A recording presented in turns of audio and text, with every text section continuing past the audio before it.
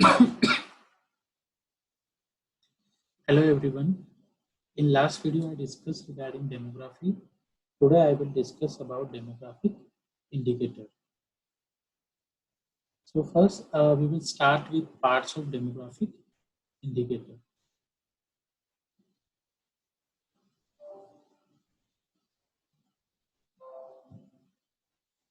Demographic indicators have been divided into two parts: population statistics and vital statistics. Population statistics include indicators that measures the population size, sex ratio, density, and dependency ratio. And vital statistics, it include the indicators that measures the birth rate, death rate, natural growth rate, life expectancy rate at birth, mortality rate, etc. Here, first we have to understand why demographic indicators are important. Demographic indicators के बारे में समझना, उसका understanding होना क्यों जरूरी है? Because demographic indicators help in identifying area that need policy. हमें demographic indicators की जो मेजरमेंट है, उन मेजरमेंट से हमें आइडिया मिलता है कि ऐसे कौन कौन से एरिया हैं जहाँ पे हमें पॉलिसी बनानी है, पॉलिसी को अपडेट करना है या पॉलिसी को चेंज करना है. Then demographic indicators identify area that need program identification. ऐसे कौन से एरिया है, ऐसा कौन सा ऐसे कौन से एरियाज हैं जहाँ पे हमें प्रोग्राम बनाने हैं, जहाँ पे प्रोग्राम की रिक्वायरमेंट है. फॉर एन एग्जाम्पल, सपोज अगर हम अभी हमारा एक प्रोग्राम है national family welfare program, then population control program, ये सारे प्रोग्राम चल रहे हैं. इन प्रोग्राम को जब गवर्नमेंट ने बनाया तो किस बेसिस पे बनाया? इन प्रोग्राम को बनाया गवर्नमेंट ने जो डेमोग्राफिक थे इंडिकेटर्स थे, उन इंडिकेटर्स से जो डेटा मिला है, जो इन्फॉर्मेशन मिली, उस इन्फॉर्मेशन के बेसिस पे गवर्नमेंट क्या करती है, उन प्रोग्राम्स को बनाती है. अगर सपोज गवर्नमेंट को उस प्रोग्राम की जो स्ट्रेटेजी है उसमें चेंज करनी है, उसके ऑब्जेक्टिव्स में चेंज करने, तो गवर्नमेंट को किसकी रिक्वायरमेंट होगी? गवर्नमेंट को रिक्वायरमेंट होगी इन्फॉर्मेशन की. तो वो इन्फॉर्मेशन जो डेमोग्राफिक इंडिकेटर से मिलेगी, उस इन्फॉर्मेशन के बेसिस पे जो भी पर्टिकुलर गवर्नमेंट होती है, वो गवर्नमेंट क्या करती है, अपने प्रोग्राम को अपडेट करती है, अपने प्रोग्राम को मॉडिफाई करती है, उसके स्ट्रेटेजी के अंदर जो चेंजेस करती है, उसके ऑब्जेक्टिव्स के अंदर जो मॉडिफिकेशन करती है. ये जितने भी चेंजेस, मॉडिफिकेशन और जो भी प्रोग्राम से रिलेटेड इंटरवेंशन होती है, सारी चीजें डिपेंड करती है उस particular demographic indicators. Demographic indicators also help identify areas, जैसे कि कोई पोल बनाने हैं, then उसके बाद गवर्नमेंट की जो भी अपनी जो काम है, उन काम की प्रायोरिटीज कौन से एरियाज के अंदर ज़्यादा होगी, कौन से एरिया को पहले प्रायोरिटी देनी, कौन से एरिया को लेस प्रायोरिटी देनी. तो सारी चीज़ें डिपेंड करती है उस पर्टिकुलर इंफॉर्मेशन, और वो इंफॉर्मेशन जो अवेलेबल होती है with the help of demographic indicators. तो डेमोग्राफिक इंडिकेटर्स हैं यहाँ पे जो कि इम्पोर्टेंट हैं to help in identifying the area that need policy, then program identification, then setting goals and deciding priority. First we will discuss about population statistics. जैसा कि मैंने आपको पहले ही बताया, पॉपुलेशन स्टैटिस्टिक्स के अंदर जो इंडिकेटर्स हैं जो मेनली हम मेजर करते हैं, वो population size, population density, then sex ratio, then dependency ratio. Population size क्या है यहाँ पे? It is the actual number of individual in a population. किसी भी पर्टिकुलर एरिया के पर्टिकुलर पीरियड, एक पर्टिकुलर टाइम पीरियड के अंदर जो एक्चुअल नंबर होती है उस पॉपुलेशन की, मतलब एक कुल मिला के आप पॉपुलेशन साइज को सिंपल वर्ड में बोल सकते हैं जनसंख्या, पॉपुलेशन. ठीक है, तो किसी पर्टिकुलर एरिया की जो टोटल नंबर ऑफ इंडिविजुअल उस पर्टिकुलर एरिया के अंदर रहते हैं, तो उस पर्टिकुलर साइज को यहाँ पे पॉपुलेशन साइज कहा जाता है. जैसे एग्जांपल के लिए 135 करोड़ इंडिया की पॉपुलेशन कितनी है? इंडिया की पॉपुलेशन हाल फिलहाल में 135 करोड़ है. तो यहाँ पे 135 क्या है? यहाँ पे 135 करोड़ पॉपुलेशन साइज है. तो पॉपुलेशन साइज क्या है? It is the actual number of individual in a population. ठीक है, तो जो मैंने 135 करोड़ आपको जो नंबर बताए हैं, वो number according to the World Bank की एक रिपोर्ट के हिसाब से. The next is population density. Population density is a measurement of population size per unit area. इसका सीधा मतलब है कि 1 किलोमीटर स्क्वायर एरिया के अंदर जो जितनी पॉपुलेशन, जितने लोग रहते हैं, उसे पॉपुलेशन डेंसिटी कहा जाता है। पॉपुलेशन डेंसिटी को आपको काउंट करने के लिए उसका सिंपल सा फॉर्मूला है, आपकी जो टोटल नंबर ऑफ पॉपुलेशन है और उसको आपको डिवाइड करना होता है पर्टिकुलर एरिया से, उसका जितना एरिया है स्क्वायर किलोमीटर के हिसाब से। आप जब आप उसको डिवाइड करेंगे तो जो आपका एक्चुअल नंबर फाइंड आउट होगा, वो एक्चुअल नंबर को यहाँ पे बोला जाता है पॉपुलेशन डेंसिटी। तो जो यूनाइटेड नेशन की जो प्रोजेक्शन रिपोर्ट है, उस रिपोर्ट के हिसाब से जो हमारा इंडिया का जो पॉपुलेशन डेंसिटी है वो है 419.8। मतलब इसका मतलब है कि 1 किलोमीटर स्क्वायर एरिया के अंदर हमारे इंडिया के अंदर 419.8 लोग रहते हैं। Next is sex ratio. Sex ratio means number of female पर 1000 मेल। तो 1000 मेल पे जितनी फीमेल का नंबर है, उस नंबर को सेक्स रेशियो वो बोला जाता है। जो हाल फिलहाल सैंपल रजिस्ट्रेशन सिस्टम रिपोर्ट 2015-17 के हिसाब से जो इंडिया का सेक्स रेशियो है वो 896, मतलब 896 फीमेल हैं इंडिया में 1000 male population पे। Then next, dependency ratio. Dependency ratio, it is the proportion of the number of dependent age 0 to 40 and over the age of 65 are considered to be dependent on the economically productive population age 15 to 16 years. इसका मतलब ये है कि जो हमारी India की जो total population है, उस टोटल पॉपुलेशन में जो पॉपुलेशन जो कि डिपेंडेंट रहती है इकोनॉमिक प्रोडक्टिव पॉपुलेशन पे। इकोनॉमिक प्रोडक्टिव पॉपुलेशन मतलब ऐसी पॉपुलेशन, ऐसा एज ग्रुप जो एज ग्रुप फील्ड के अंदर काम करता है, काम करने के बाद में वो मनी जनरेट करता है और उस मनी के ऊपर ऐसी पॉपुलेशन जो डिपेंडेंट रहती है। जो डिपेंडेंट पॉपुलेशन में मेनली हमारा यंगर चिल्ड्रन की जो पॉपुलेशन है प्लस जो जेनेटिक पॉपुलेशन, उसे हम डिपेंडेंट एज ग्रुप के अंदर काम करते हैं। जैसे एग्जाम्पल के लिए 0 से लेके 14 ईयर्स तक, ठीक है, 0 से जो 14 ईयर्स तक का जो एज ग्रुप है, जो कि यंग चिल्ड्रन का एज ग्रुप है, जिसको हम कंसिडर करते हैं डिपेंडेंट ग्रुप के अंदर। फिर इसके साथ में जो आपका अबाउ 65 ईयर का जो एज ग्रुप है, उस एज ग्रुप को भी हम कंसिडर करते हैं डिपेंडेंट ग्रुप के अंदर। तो इनका जो प्रपोर्शन निकलेगा, ठीक है, जो 0 to 14 year plus above 65 year old population divided bye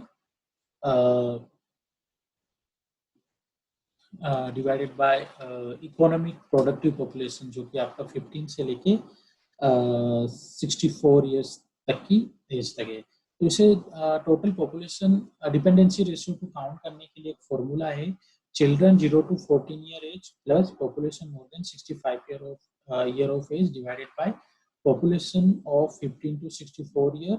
और इसको आप जब मल्टीप्लाई करेंगे 100 के साथ में, तो जो आपकी फाइनल कैलकुलेशन निकलेगी, वो फाइनल कैलकुलेशन होगी आपकी डिपेंडेंसी रेशियो। तो डिपेंडेंसी रेशियो का मतलब क्या है? ये एक प्रपोर्शन है ऐसी पॉपुलेशन का जो कि डिपेंडेंट रहती है अर्निंग पॉपुलेशन के ऊपर। मतलब ऐसे नंबर जो टोटल पॉपुलेशन है जो मनी जनरेट करती है, जो प्रोडक्शन करती है, जिनसे देश की इकोनॉमी डेवलप होती है, तो उस पॉपुलेशन के ऊपर जितने लोग डिपेंडेंट हैं, तो उसका जो परसेंटेज काउंट होता है, उस परसेंटेज, उसका जो प्रपोर्शन काउंट होता है, उस प्रपोर्शन को कहा जाता है डिपेंडेंसी रेशियो। और इसको काउंट करने का मैंने फॉर्मूला बताया है, जिसमें आपको 0 से 14 ईयर्स की जो टोटल पॉपुलेशन है उसे काउंट करना है, प्लस उसको आपको ऐड करना है about 65 year of total population के साथ में, और उसे डिवाइड करना है 15 to 64 ईयर्स ऑफ पॉपुलेशन से, और इसे लास्ट में आप मल्टीप्लाई करेंगे 100 के साथ में, तो जो आपका एट कैलकुलेशन होगी वो होगी आपकी डिपेंडेंसी रेशियो। तो हमारे इंडिया का जो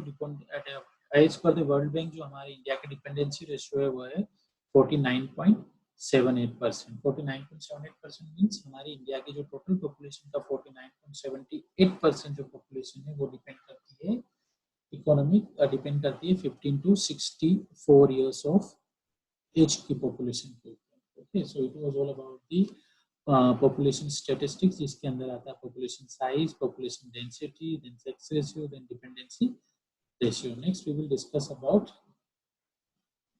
vital statistics.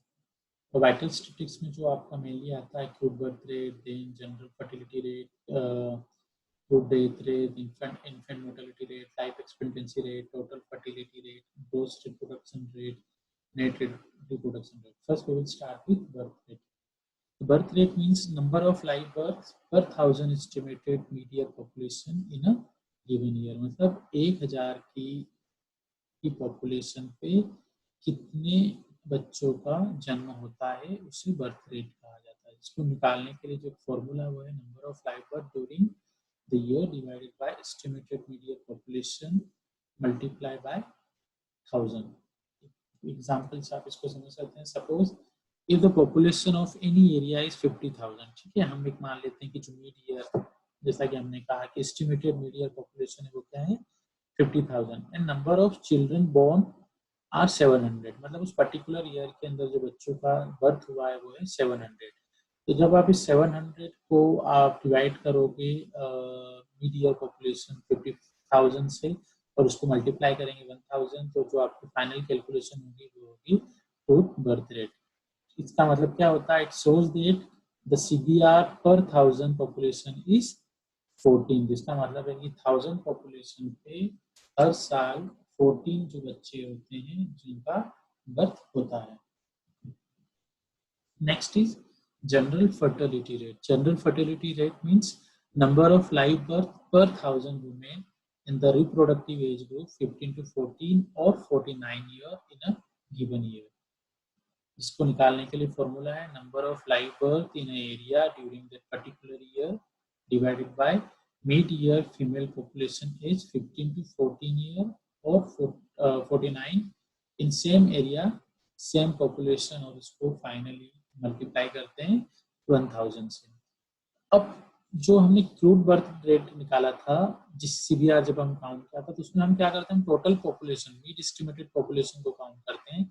But here we have to focus mid year female population. जैसे सपोज वहां पे हमने 50,000 पॉपुलेशन लिया था, उस 50,000 पॉपुलेशन में अब हमें जो यहाँ पे पॉपुलेशन कंसिडर करनी है वो पॉपुलेशन रिप्रोडक्टिव एज ग्रुप की पॉपुलेशन होगी, जिसको हम यहाँ पे कंसिडर कर रहे हैं 15 से लेके या तो आप 44 या फिर 49. ठीक है, तो इसका भी हम एक एग्जांपल देख लेते हैं. If the number of female of age group 15 to 49 year in that particular area is 55,000.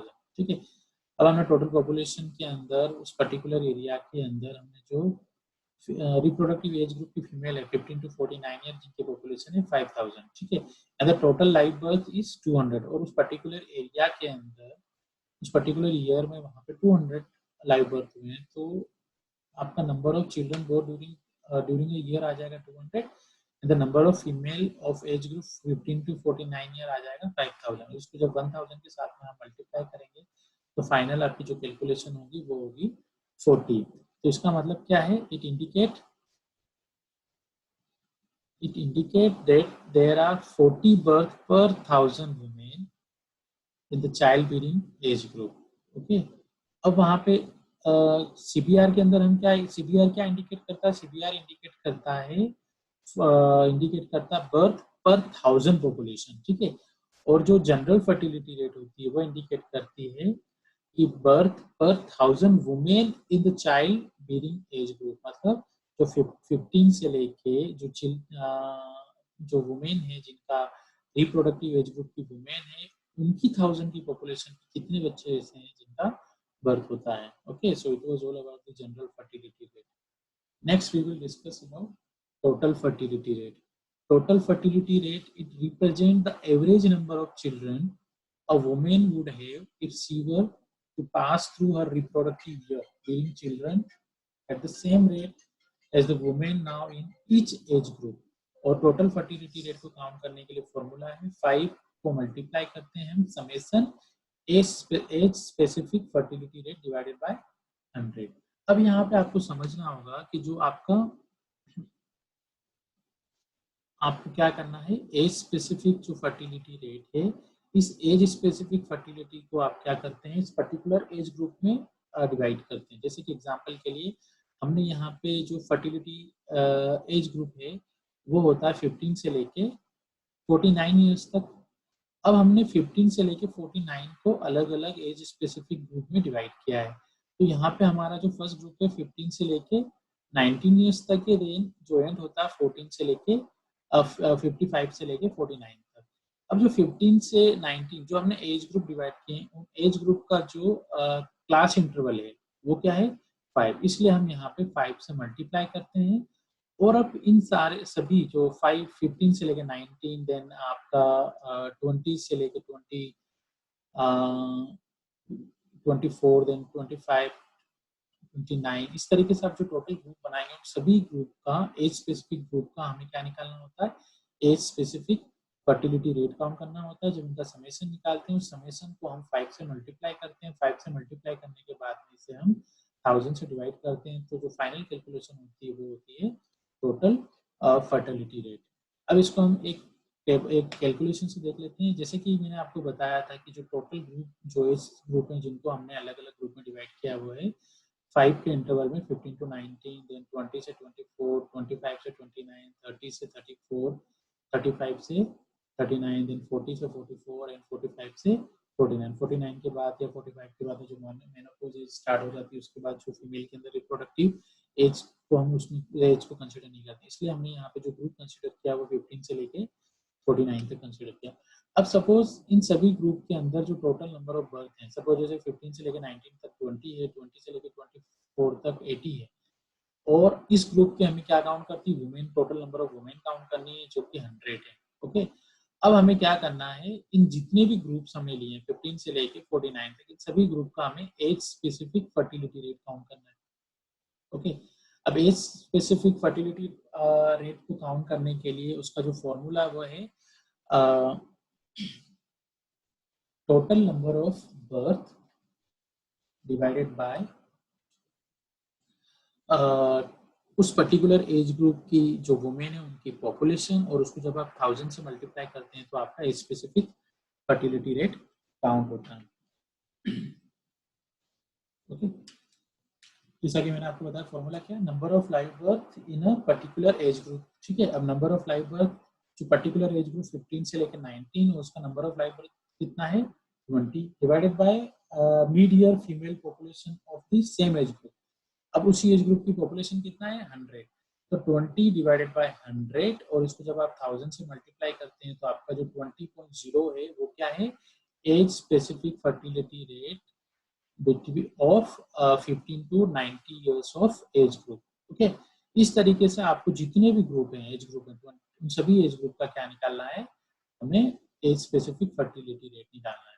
अब इन सभी फर्टिलिटी रेट निकालने के बाद में हमारा फॉर्मूला क्या था, 5 मल्टीप्लाई 5 को हम मल्टीप्लाई करते हैं summation age specific fertility rate से। तो अब हमने यहाँ पे जितना भी एज स्पेसिफिक फर्टिलिटी रेट निकाला है इसको हमें क्या करना है, इसका हमें सम निकालना है। सम मतलब इन्हें हमें ऐड करना है। तो हमने जितने भी एज ग्रुप है उनका जो एज स्पेसिफिक फर्टिलिटी रेट है उसको ऐड कर लिया। ऐड करने के बाद जो कैलकुलेशन है वो कितना है 1956। तो 1956 क्या है, summation age specific fertility rate from 15 to 49 year of as.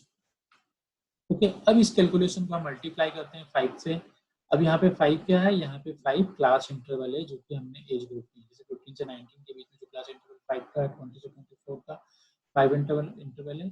इसको मल्टीप्लाई करेंगे, मल्टीप्लाई करने के बाद 1000 से जब डिवाइड करते हैं तो डिवाइड करने के बाद जो फाइनल हमारी कैलकुलेशन होगी वो क्या होगी, टोटल फर्टिलिटी रेट। अब टोटल फर्टिलिटी रेट क्या इंडिकेट करती है, तो total fertility rate is a hypothetical rate that indicate total number of children that would be born to a group of women if the group passed through its reproductive span of life with their birth rate in each year of age. Okay. Next is gross reproductive rate. Gross reproductive rate, it represents the average number of girls that would be born to women if she experienced the current fertility pattern throughout her reproductive span 15 to 45 years और assuming no mortality। इसका मतलब है कि एक जब कोई female lady अपने पूरे रिप्रोडक्टिव एज में जो एवरेज नंबर ऑफ गर्ल होती है जिनको बर्थ करेगी। तो एग्जांपल इसको फाइंड आउट करने का फॉर्मूला है 5 को आप मल्टीप्लाई करते हैं summation age specific fertility rate for female live birth.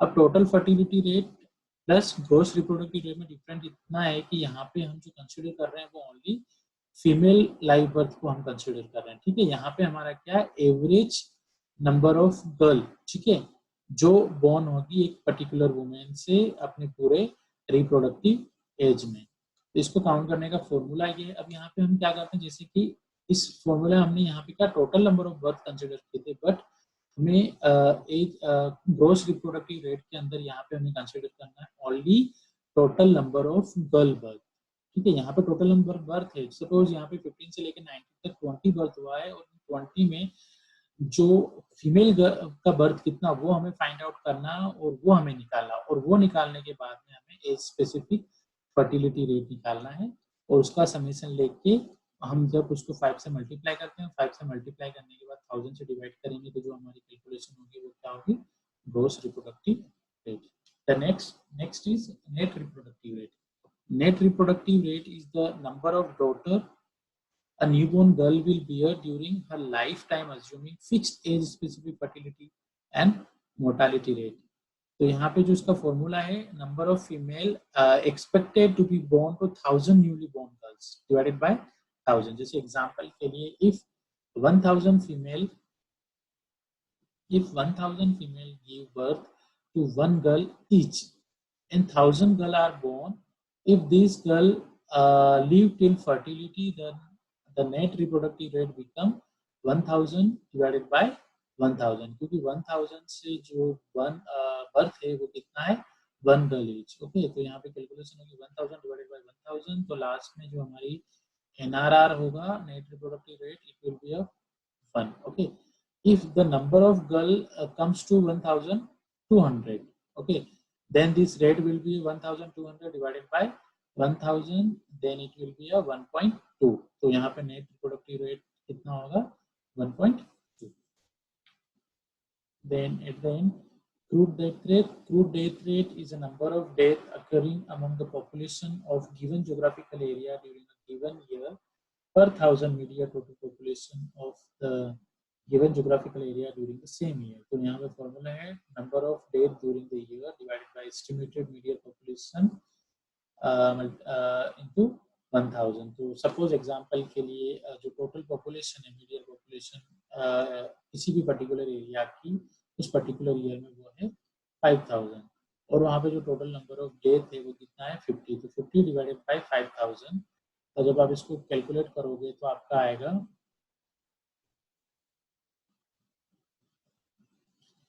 आप इसको जब कैलकुलेट करेंगे तो कैलकुलेट करने के बाद में आप 50 divided by 1000 sorry 5000 into 1000,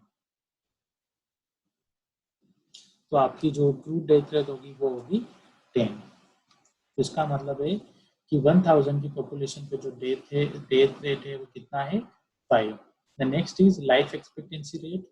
life expectancy is a given age, is the number of years which a person of that age may expect to live, okay। तो यहाँ पे लाइफ एक्सपेक्टेंसी क्या है, एक पर्टिकुलर एज है जो नंबर्स के अंदर जिसको हम एस्टिमेट करते हैं, और उस एज में जो पर्टिकुलर इंडिविजुअल होता है वो एक्सपेक्ट करता है कि उतने साल तक वो जिंदा रहेगा। So life expectancy is a given age, is the number of years which a person of that age may expect to live. So it was all about the indicators of demographic indicators. So today we discuss about demographic parts of demographic indicators, then population statistics, then vital statistics, and we have seen some of the important demographic indicators with example. Thank you so much.